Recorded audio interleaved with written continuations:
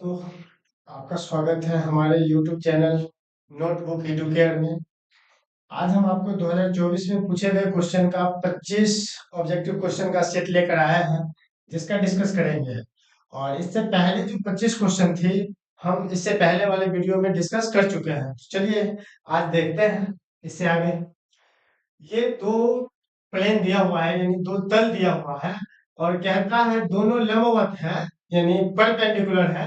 तो लेम्डा का वैल्यू बताइए क्या होगा। इसके लिए आप याद रख लीजिए कि अगर दो प्लेन या दो लाइन कहते परपेंडिकुलर है, लंबवत है, तो उसके लिए कंडीशन होता है a1 a2 plus b1 b2 plus c1 c2 equal to 0।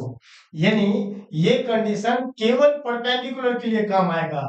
अगर इसी में क्वेश्चन कह देता कि ये दोनों प्लेन पैरेलल है, समांतर है, तो उसके लिए कंडीशन होता है a1/a2 equal to b1/b2 equal to c1/c2। मतलब ये कि अगर दो रेखा या दो प्लेन परपेंडिकुलर हो, लंबवत हो, तो दोनों के डायरेक्शन रेशियो के प्रोडक्ट का जो सम होगा वो 0 के बराबर होगा। और अगर दोनों रेखा या दोनों प्लेन पर पैरेलल हो, यानी समांतर हो, तो दोनों के डायरेक्शन रेशियो का रेशियो इक्वल होगा। तो यहाँ क्वेश्चन कह रहा है कि दोनों प्लेन एक दूसरे पे लंबवत है, तो लैम्डा का वैल्यू बताने के लिए कोई ना लंबवत होने का कंडीशन है a1 a2 plus b1 b2 plus c1 c2 equal to 0। अब ये डायरेक्शन रेशियो, अगर ये प्लेन का इक्वेशन इस फॉर्म में दिया रहता है, जो x का कोफिशिएंट, y का कोफिशिएंट, z का कोफिशिएंट होता है, वही उसका डायरेक्शन रेशियो होता है। तो चलिए यहाँ पे फर्स्ट वाले में डायरेक्शन रेशियो क्या क्या होगा, यानी 2 -4 और 3। सेकेंड वाला में क्या होगा, 1 2 और लैम्डा। तो इसी में ये फर्स्ट प्लेन का इक्वेशन है, और ये सेकेंड प्लेन का इक्वेशन है। तो इसका जितना भी डायरेक्शन रेशियो होगा उसको a1 b1 c1 बोल लेंगे, और इधर वाले जितना होगा उसको a2 b2 c2 बोल लेंगे। तो चलिए बारी बारी से सारी वैल्यू को यहाँ पुट करते हैं। a1 तो 2 इंटू a2 तो 1 प्लस b1 का वैल्यू -4 है, तो -4 इंटू b2 तो 2 और c1 3 इंटू c2 तो लेम्डा इक्वल टू क्या होगा 0। अब यहाँ गुना करेंगे तो आएगा 2, ये तो -8 प्लस 3 लेम्डा इक्वल टू 0। ये माइनस करेंगे तो -6 प्लस 3 लेम्डा इक्वल टू 0। ये माइनस में उधर जाके प्लस में, तो 3 लेम्डा इक्वल टू कितना 6, 3 से कैंसिल हो जाएगा, तो 2, यानी लेम्डा इक्वल टू कितना आ गया 2। हमसे लेम्डा का वैल्यू पूछा था, इसलिए इसका ऑप्शन नंबर बी बिल्कुल सही है। चलिए ये याद रखना है आपको कि जब भी लंबवत कहे, दो रेखा हो या दो प्लेन हो, अगर लंबवत कहे तो दोनों के डायरेक्शन रेशियो का जो प्रोडक्ट होगा, यानी सम होगा, वो किसके बराबर 0 के बराबर। और दोनों के डायरेक्शन रेशियो का रेशियो अगर सेम हो, तो वो कंडीशन पैरेलल यानी समांतर होने के लिए होता है। अगला क्वेश्चन देखते हैं। यहाँ पे कह रहा है कि दो रेखा, और दोनों रेखा का इक्वेशन दे रखा है। कहता है कि दोनों रेखा समांतर है, तो इसका क्या कंडीशन होगा। अभी जस्ट हम आपको बताए हैं कि समांतर होने के लिए a1/a2 equal to b1/b2 equal to c1/c2 होता है। आराम से आप बता सकते हैं।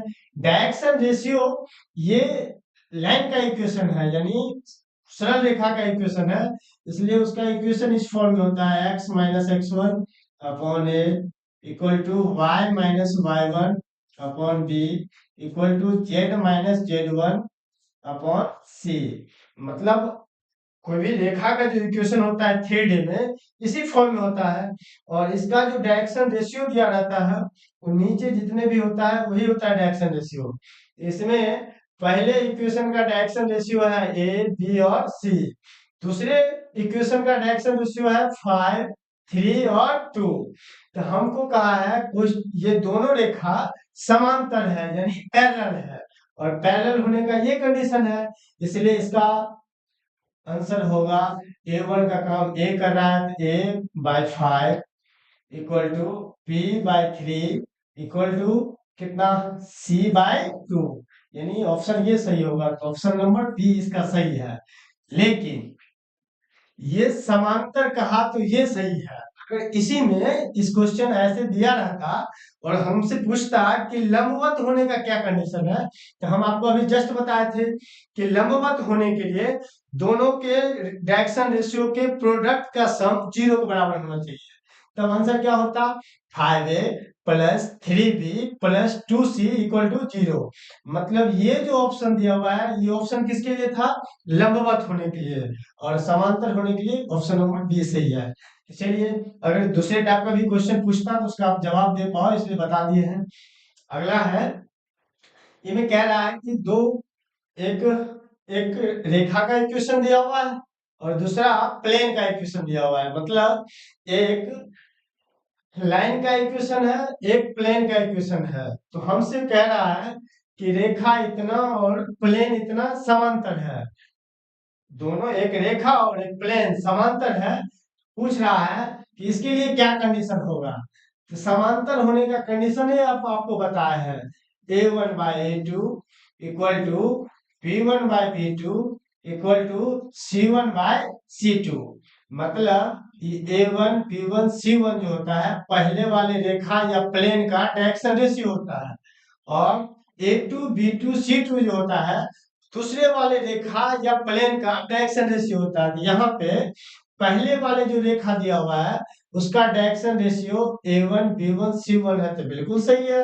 और दूसरे वाले जो प्लेन दिया हुआ है उसका direction ratio A2 B2 C2 है, तो ये भी सही है। मतलब ऑप्शन यही सही होगा उसका, तो ऑप्शन नंबर कौन सा सही है इसका, ए सही है। मतलब ये समांतर बोल रहा था इसलिए ये सही है, अगर इसी में लंबवत कहता तो ऑप्शन नंबर सी सही हो जाता। चलिए अगला क्वेश्चन देखते हैं। 29 नंबर, ये तो बहुत आसान क्वेश्चन हो गई, और ये डिटर्मिनेंट का क्वेश्चन जो स्टूडेंट नहीं बना पाते हैं फिर उसके लिए क्या कहा जाए। और इस टाइप के क्वेश्चन को बनाने के लिए बड़ी इजी है, डिटर्मिनेंट है 2/2 ऑर्डर का। तो चलिए पहले तो ऐसे गुना करते हैं फिर ऐसे गुना करके माइनस कर लेते हैं।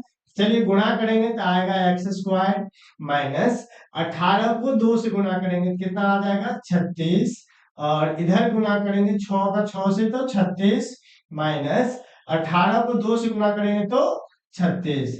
बात यहाँ पर ध्यान देने वाली है, चलिए पहले सॉल्व कर लेते हैं। x² माइनस 36 इक्वल टू ये तो 0, और x² इक्वल टू कितना आएगा प्लस में 36, तो x बराबर कितना स्क्वायर रूट उधर जाएगा तो प्लस माइनस में आंसर आएगा, और 36 का स्क्वायर रूट कितना 6, इसलिए इसका आंसर कितना होगा +/6।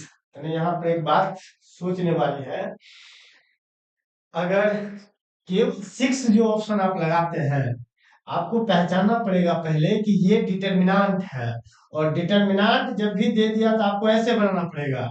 इसी में अगर ये मैट्रिक्स दिया रहता तो इसका आंसर x की जगह पे कितना है 6, तो 6 होता केवल, यानी ऑप्शन नंबर ए सही होता।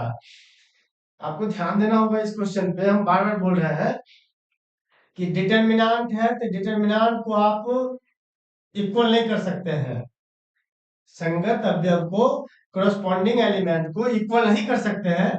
क्यों, क्योंकि ये डिटर्मिनेंट है। इक्वल कहाँ करते हैं हम, मैट्रिक्स में।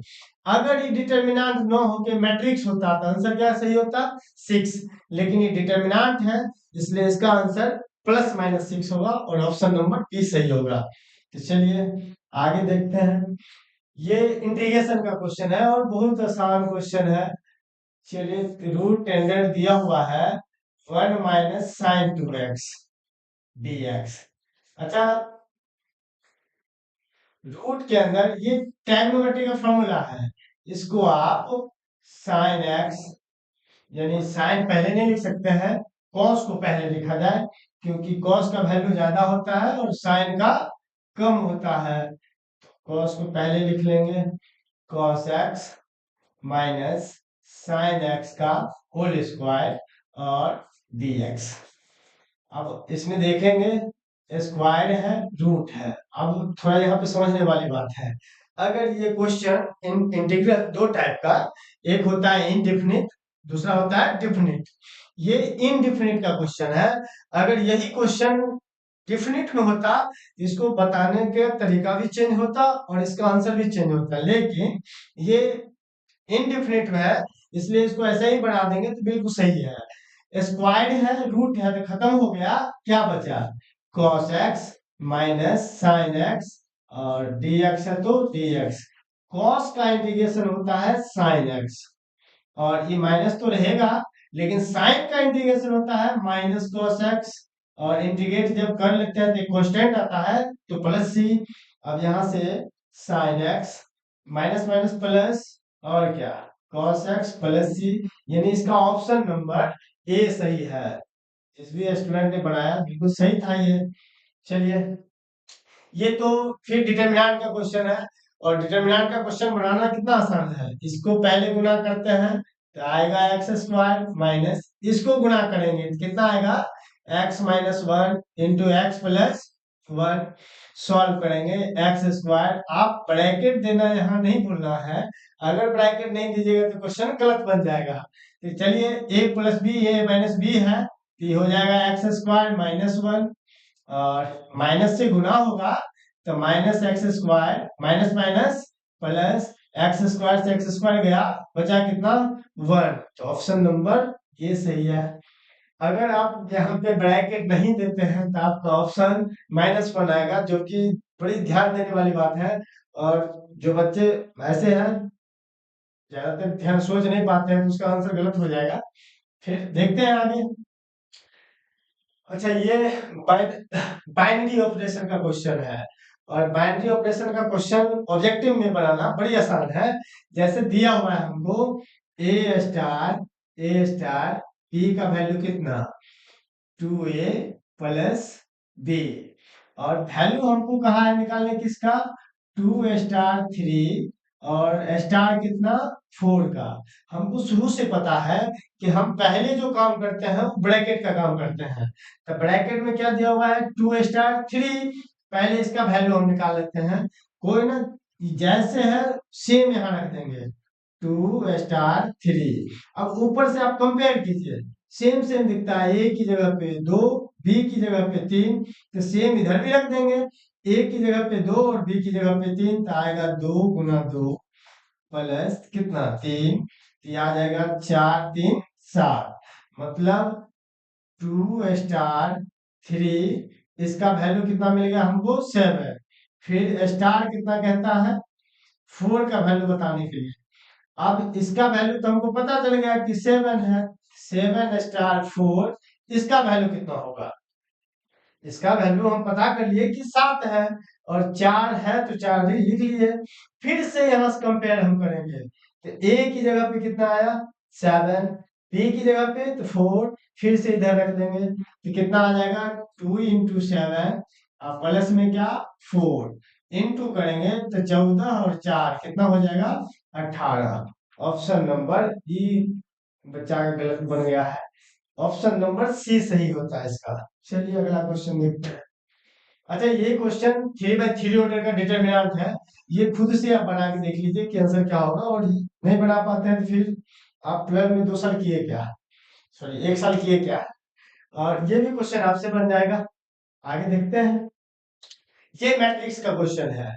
डिटरमिनेंट होता, ये मैट्रिक्स है, डिटरमिनेंट होता तो बात कुछ और होता, लेकिन ये मैट्रिक्स है।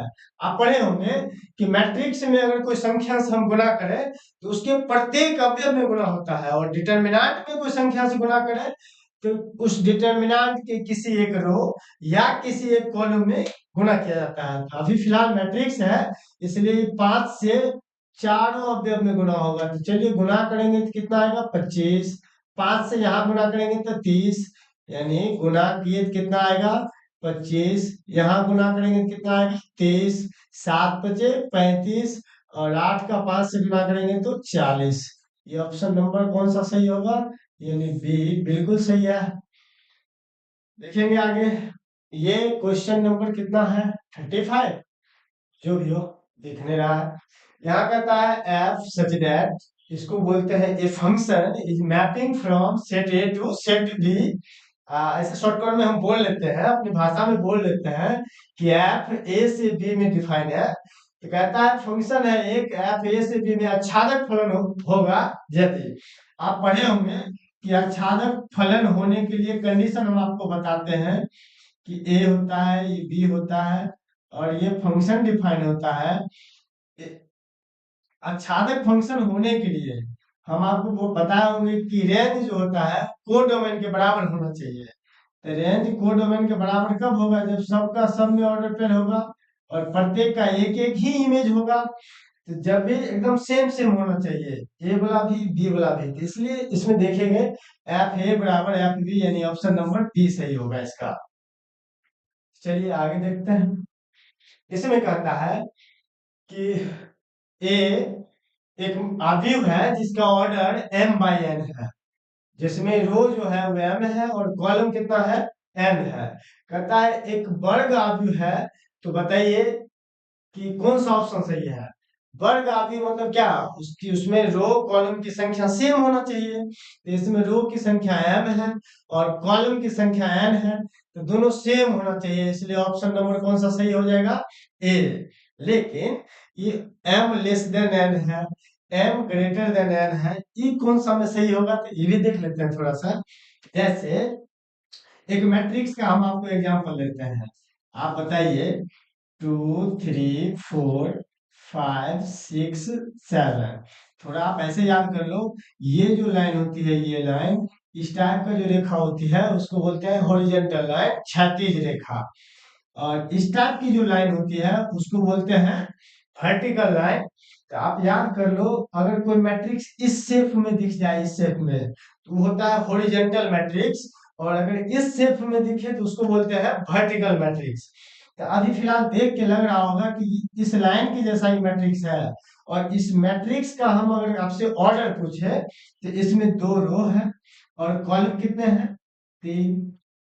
अब हम जस्ट आपको बोले हैं रो वाले को m बोलते हैं, कॉलम वाले को n। इसका मतलब m की जगह 2 है और n की जगह 3 है। तो आप ही बताओ इसमें ज्यादा कौन है? 3 ज्यादा है, तो इसको हम आप ऐसे बोल सकते हैं m लेस देन n। ये जो कंडीशन आया m लेस देन n का, वो कौन सी मैट्रिक्स के लिए आया? हॉरिजॉन्टल मैट्रिक्स, जिसको हम क्षैतिज आव्यूह बोलते हैं। और एक और कंडीशन है m greater than n। m greater than n fix है कि अगर m less than n horizontal matrix के लिए ऑप्शन है, तो आप ही बताओ ये किसके लिए होगा? वर्टिकल मैट्रिक्स के लिए। तो आप दोनों भी बात याद कर लो, अगर 2024 में ये क्वेश्चन पूछा है, क्या पता 2025 में ये दोनों में से कोई पूछ ले। दोनों आप देख लो अच्छे से, फिर आगे देखते हैं। अच्छा, ये मैट्रिक्स का गुणनफल है। मैट्रिक्स का गुणनफल कैसे करते हैं? तो हम आपको बताए होंगे कि मैट्रिक्स का गुणनफल निकालने के लिए 2-3 बातें को ध्यान रखते हैं बहुत अच्छे से। वो 2-3 बातें क्या होती है? पहले उसका ऑर्डर का ख्याल रखते हैं। गुना होने के लिए जैसे इसका ऑर्डर कितना बाय कितना है, इसमें 3 रो है, एक कॉलम है, यानी ये 3/1 का है। और दूसरा जो मैट्रिक्स दिया हुआ है वो 1/3 का दिया हुआ है।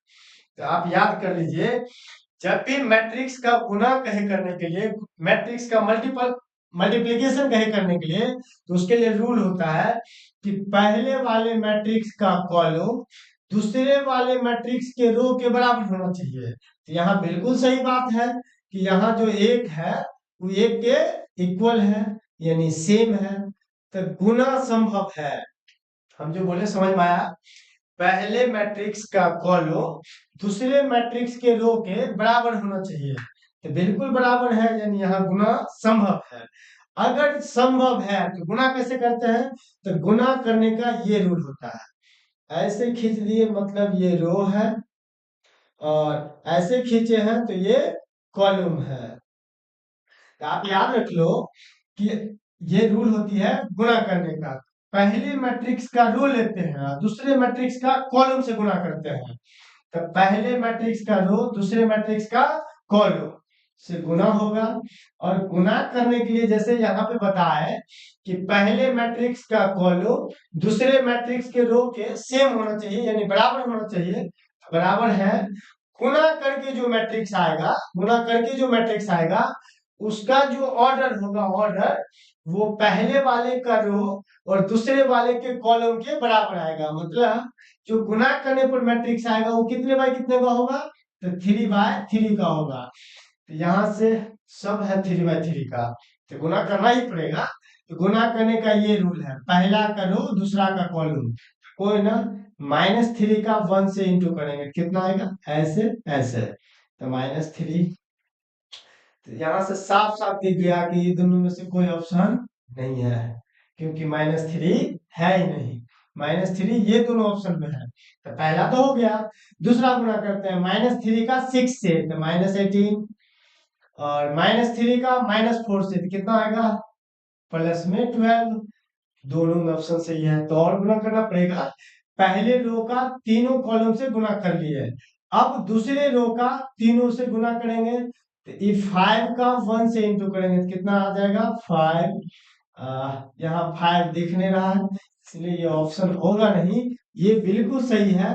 जब भी आप बनाइएगा क्वेश्चन तो इतना करने की जरूरत नहीं है, हम अभी आपको पूरा बना देते हैं, लेकिन आप जो बनाइएगा टाइम को सेव करना है। इतना ही से पता चल गया कंफर्म कि ये आंसर होगा, वो नहीं होगा। तो कोई ना, गुना करेंगे 5 का 6 से, तो कितना आ जाएगा 23। फिर 5 का -4 से, तो कितना आएगा -20। और अब 2 का 1 से तो 2, और गुना करेंगे 2 का 6 से तो 12, और 2 का -4 से तो -8, यानी ये बिल्कुल सही होगा। देखते हैं अगला। अच्छा, ये प्रॉपर्टीज है मैट्रिक्स। मैट्रिक्स में प्रॉपर्टीज पढ़ते हैं या डिटरमिनेंट में, जो भी हो, मैट्रिक्स में प्रॉपर्टीज है कि आइडेंटिटी मैट्रिक्स को हम कितना बार भी गुना कर लेते हैं या उसके पावर में कितना हो रहे, तो उसका वैल्यू आइडेंटिटी मैट्रिक्स ही रहता है। आइडेंटिटी मैट्रिक्स होता किस टाइप का है, तो ऐसे 1 0 0 1। क्या बोले हम आपको कि आइडेंटिटी मैट्रिक्स को कितना बार गुना कर दे आइडेंटिटी मैट्रिक्स से, उसका आंसर आइडेंटिटी मैट्रिक्स ही होता है। और ये सभी प्रॉपर्टीज है कि कोई मैट्रिक्स है उसमें हम आइडेंटिटी मैट्रिक्स से गुना करते हैं, कोई फर्क नहीं पड़ता है, वही मैट्रिक्स हमको फिर से मिलता है। यहाँ फिलहाल वो काम करेगा, ये आपको पहचानना पड़ेगा। भले ही नाम दिया है ए, लेकिन ये है कौन सा मैट्रिक्स, मैट्रिक्स आइडेंटिटी मैट्रिक्स है नहीं, आपको बनाना पड़ेगा। तो बनाने के लिए क्या ए दिया हुआ है, आप पहले ए स्क्वायर निकालिए। ए स्क्वायर मतलब ए इंटू ए। अच्छा, ए का वैल्यू कितना है, ए का वैल्यू 0 1 1 0, फिर से इधर दिया हुआ है 0 1 1 0, और ये भी 2/2 ऑर्डर का है, ये भी 2/2 ऑर्डर का है, मतलब गुना संभव है, तो गुना कर लेंगे। गुना कैसे करते हैं, पहले का रो दूसरे का कॉलम, 0 का 0 से, 1 का 1 से, तो 1 आ जाएगा। फिर इससे इधर गुना करेंगे तो 0 0, इधर गुना करेंगे तो 0, ये भी 0, और इसका इससे गुना करेंगे तो 1 और 0, 1 हो जाएगा। ये ए स्क्वायर का वैल्यू आया। अच्छा, हमको कहाँ निकालने के लिए, पहले एक बार ए क्यूब भी निकाल के देखते हैं कि क्या आता है, चेक कर लेते हैं। ए स्क्वायर इंटू ए स्क्वायर का वैल्यू हमको पता है कितना है, ए स्क्वायर का वैल्यू 1 0 0, और कितना 1। गुना करेंगे ए से, और ए कितना है 0 1 1 0, गुना करेंगे क्या आएगा, 1 का 0 से, 0 का 1 से, तो यानी 0, और 1 का 1 से, 0 का 0 से, तो 1, और 1 0 आएगा। अब आप ये से याद कर लीजिए, ए स्क्वायर का वैल्यू हमको कितना मिला, आइडेंटिटी मैट्रिक्स चेंज कर रहे हैं, जैसे ए स्क्वायर में तो आइडेंटिटी मैट्रिक्स, ए क्यूब में तो ये ए 4 निकालेंगे तो फिर से आइडेंटिटी मैट्रिक्स, और ए का पावर 5 निकालते तो क्या आ जाता है आंसर। जैसे इसको हम ए के पावर 5 को, आप अच्छे से देख लो इसको, ए के पावर 5 को हम ए का पावर 4 इंटू ए लिख सकते हैं।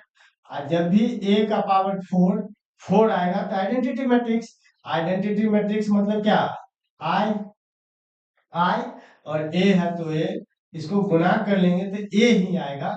इसका ऑप्शन जो सही होगा, कौन सा सही होगा? 0110, यानी ऑप्शन नंबर ए सही होगा। इसका डी जो है गलत लगा हुआ है, ऑप्शन ए सही है। चलिए आगे।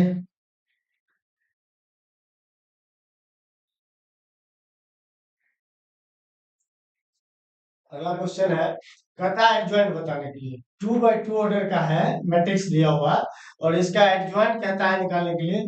तो एडजॉइंट बड़ी आसानी से निकालेंगे, और एडजॉइंट निकालने के लिए आप पढ़े होंगे कि अगर 2 by 2 ऑर्डर का है, एडजॉइंट हमको निकालना है। जैसे यहाँ पे मान लीजिए 2 - 4 5 और -6 है, कहता है इसका एडजॉइंट बताने के लिए। तो एडजॉइंट एडजॉइंट ऑफ ए, आप पढ़े होंगे कि ये वाला को हम इंटरचेंज करते हैं। क्या करते हैं? इंटरचेंज करते हैं, इंटरचेंज करते हैं, और ये वाला का साइन चेंज करते हैं, साइन चेंज करते हैं। चलिए, एडजॉइंट निकालना है, ये दोनों को इंटरचेंज करना मतलब स्थान को बदल देते हैं। यहाँ -6 और यहाँ कितना हो जाएगा 2। ये दोनों का चिन्ह बदल देते हैं, तो ये प्लस में है, ये क्या हो जाएगा माइनस, ये प्लस, ये माइनस में है तो ये हो जाएगा प्लस, और यही उसका एडजॉइंट है। तो आप यहाँ से सोच सकते हैं, हमको कहा एडजॉइंट निकालने के लिए, तो सेम प्रोसेस। बताओ, स्थान चेंज करेंगे तो यहाँ 2 आ जाएगा, यहाँ 3 आ जाएगा, और ये दोनों का चिन्ह बदलते हैं। -1 है तो 1 हो जाएगा, और -5 है तो 5 हो जाएगा। तो ऑप्शन नंबर कौन सा सही? यानी इसका ए बिल्कुल सही होगा। चलिए आगे देखते हैं, क्वेश्चन नंबर 41। इनमें एक वक्र दिया हुआ है, यानी एक कर्व दिया हुआ है, और वो कर्व का इक्वेशन दिया हुआ है। कहता है x बराबर 0 पर स्पर्श रेखा का प्रवणता यानी स्लोप क्या होगा। हमसे ढाल पूछा है, तो इसको इसका बताने के लिए आप चैप्टर में थ्योरी पढ़े होंगे कि इसको डिफरेंशिएट कर लेते हैं और उसमें वैल्यू पुट कर देते हैं। कोई ना, y इक्वल टू क्या दिया हुआ है, 2x² प्लस 3 sin x, और तो कुछ नहीं है, डिफरेंशिएट करेंगे। जो वेरिएबल होता है उसी के रिस्पेक्ट में डिफरेंशिएट करते हैं। डिफरेंशिएट करेंगे तो क्या आएगा, dy/dx। अच्छा, 2x² है, तो 2x² तो 4x प्लस 3, और साइन का रेसी होता है cos x। हमसे कहा स्पर्श रेखा की प्रवणता क्या होगा, तो स्लोप ऑफ टेंजेंट हमसे पूछा है। तो स्लोप ऑफ टेंजेंट के लिए फॉर्मूला पर ऐसे पढ़ते हैं कि जो भी डेरिवेटिव होता है उसी में वैल्यू रख देते हैं एक्स का। तो एक्स का वैल्यू कितना पे कह रहा है, 0 पे। इसमें जहां जहां एक्स है उस जगह पे 0 रख देंगे। क्या आएगा, 4 × 0 प्लस 3 × cos 0। अब बताइए, 4 को 0 से गुणा करेंगे तो 0, ये 3, और cos 0 का वैल्यू कितना, 1, इसलिए आंसर कितना आ जाएगा 3। इसका ऑप्शन नंबर कौन सा सही है, ए सही है। चलिए आगे देखेंगे, 42 नंबर क्वेश्चन। कहता है एक वृत्त की त्रिज्या 6 सेंटीमीटर है। कहता है त्रिज्या के सापेक्ष क्षेत्रफल में परिवर्तन की दर ज्ञात कीजिए। मतलब इसका जो परिवर्तन का दर हमको निकालना है, एरिया का, वो किसके रिस्पेक्ट में निकालना है, त्रिज्या यानी रेडियस के रिस्पेक्ट में निकालना है। तो है ना, किसका, तो वृत्त का। और वृत्त का जो एरिया होता है वो क्या होता है, πr²। आराम से डिफरेंशिएट करेंगे, किसके रिस्पेक्ट में करेंगे, तो क्वेश्चन में लिखा हुआ है आर के रिस्पेक्ट, त्रिज्या के रिस्पेक्ट में। कोई ना, dA/dr बराबर, पाई कांस्टेंट है तो बाहर रहेगा, pr²/dr। क्या आ जाएगा, यहाँ से पाई, और r² का जो डीसी होगा वो कितना हो जाएगा, 2r π/2r, और r का वैल्यू 6 दिया हुआ है, तो इनटू में कितना 6। आंसर कितना हो जाएगा 12 पाई। और इसका जो यूनिट होगा वो क्वेश्चन में ऑलरेडी दे रखा है। ऊपर में एरिया है इसलिए सेंटीमीटर स्क्वायर, नीचे में रेडियस है इसलिए रेडियस का यूनिट सेंटीमीटर, तो ये पहले से दे रखा है, इसलिए ऑप्शन नंबर 12 पाई बिल्कुल सही है। चलिए आगे देखते हैं, क्वेश्चन नंबर, चलता है क्वेश्चन नंबर 43 की तरफ। कहता है यदि घटना ए और बी स्वतंत्र हो तो अब ये मल्टीप्लिकेशन थ्योरम है प्रोबेबिलिटी का, तो इसमें स्वतंत्र घटना होने के लिए ये डायरेक्ट फॉर्मूला ही होती है। अगर मान लीजिए ऑप्शन में अगर ये नहीं दिया रहता तब स्वतंत्र होने के लिए क्या होता, थोड़ा उसके लिए देख लेते हैं। स्वतंत्र होना मतलब इसका अगर वेन डायग्राम हम देखें, वेन डायग्राम में दो अलग अलग सेट होगी, ये दोनों में थोड़ा भी कॉमन कोई भी पार्ट नहीं आना चाहिए। ये सेट ए है, सेट बी है। अगर कॉमन नहीं आती है तो वो स्वतंत्र घटनाएं होती है। अब ए और बी अगर कॉमन नहीं है, इसका मतलब ए इंटरसेक्शन बी, क्योंकि हम जो कॉमन वर्ड यूज करते हैं इसके लिए मैथ में एक सिंबल यूज करते हैं जिसको हम क्या बोलते हैं, इंटरसेक्शन। ए इंटरसेक्शन बी का वैल्यू कितना होगा, 5। मतलब दोनों में कुछ भी कॉमन नहीं है, इसका मतलब 0। और 0 को सेट में हम 5 से डिनोट करते हैं। तो प्रोबेबिलिटी क्या हो जाएगी, probability of A intersection B 0। और हम जानते हैं probability of A union B बराबर probability of A plus probability of B minus probability of A intersection B. अब मान लीजिए हमको तो पहले से मालूम है कि probability of A intersection B equal to क्या होगा, 0, क्योंकि स्वतंत्र घटना है। अगर इसका वैल्यू यहाँ रख दे तो क्या बन जाएगा, probability of A plus probability of B. मतलब ये भी ऑप्शन अगर रहे तो ये चलेगा, ये भी आंसर हो सकता है। अभी फिलहाल के लिए ऑप्शन नंबर ए सही है।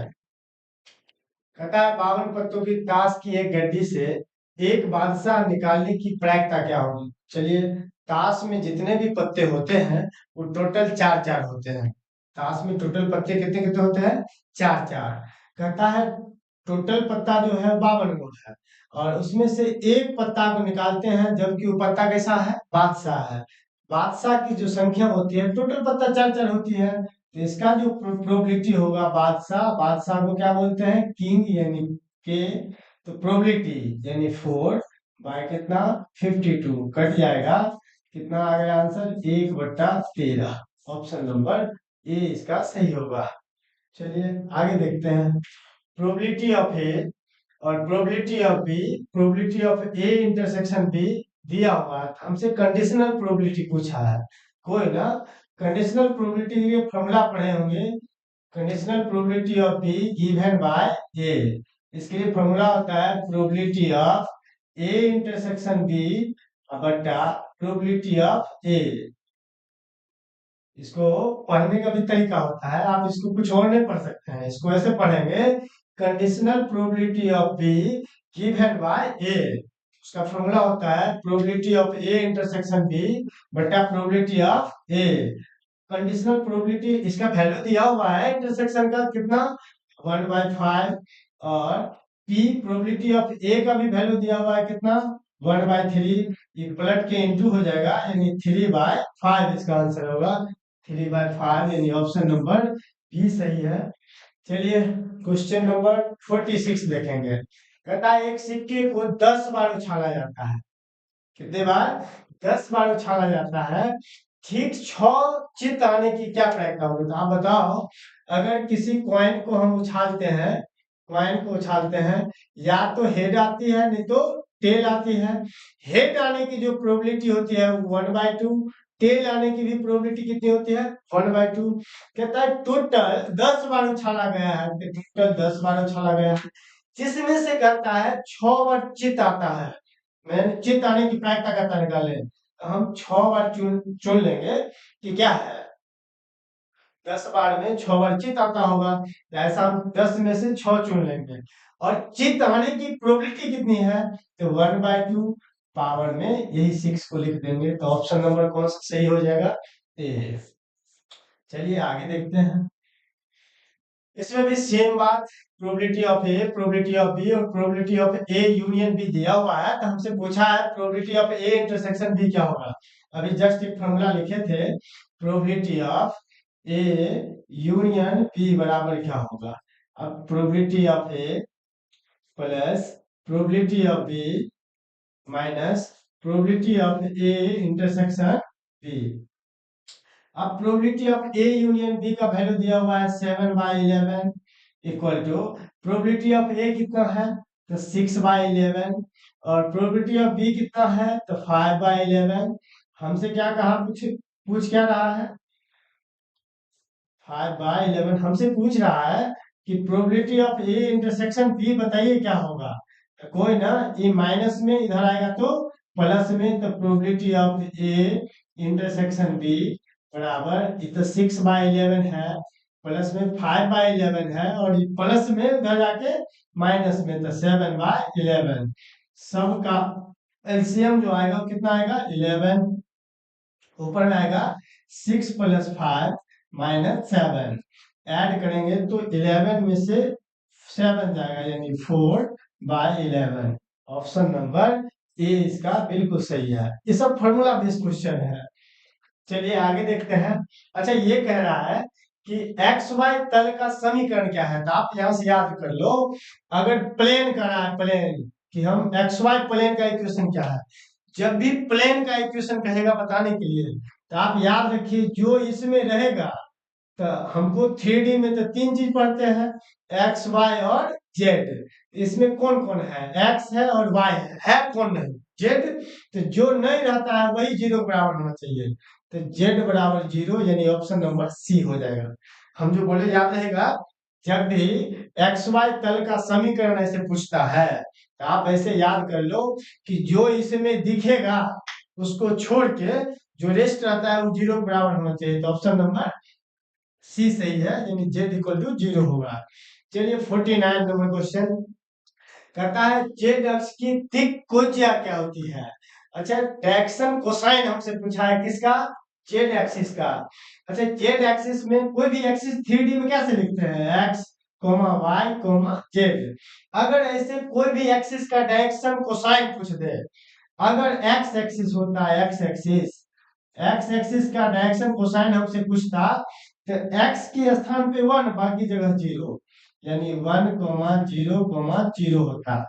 वाई एक्सिस का पूछता, तो वाई की जगह पे 1, बाकी जगह 0, तो उसका इसका वाई वाला का होता 0,1,0। लेकिन हमसे पूछा किसका है, जेड अक्ष का डायरेक्शन कोसाइन क्या होगा, तो जेड की जगह पे 1 होगा, बाकी जगह 0 होगा, तो ये ऑप्शन बिल्कुल सही है।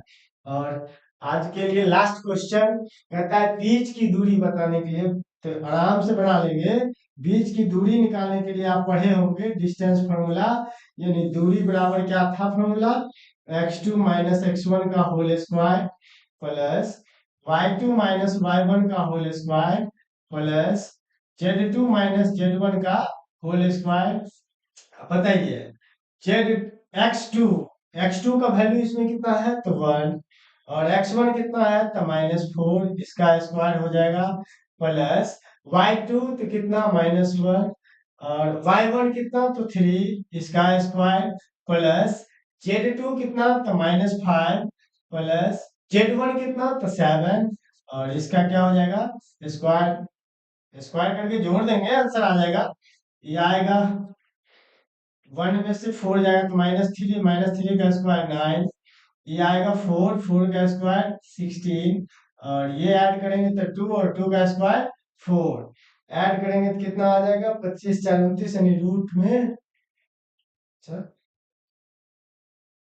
लिख दे कहीं क्या, 1 - 4 सही है, -1 -3 सही है, -5, अच्छा -5 -7 होता, -5 -7, चलिए -7 इसका स्क्वायर, तो चलिए कितना आ जाएगा, 12, और 12 का स्क्वायर कितना, 144, 144, 16 और 9 ऐड करेंगे तो रूट के अंदर आया 169, और 169 का वर्गमूल कितना होता है, 13, यानी ऑप्शन नंबर ए बिल्कुल सही है इसका। चलिए फिर देखते हैं आगे।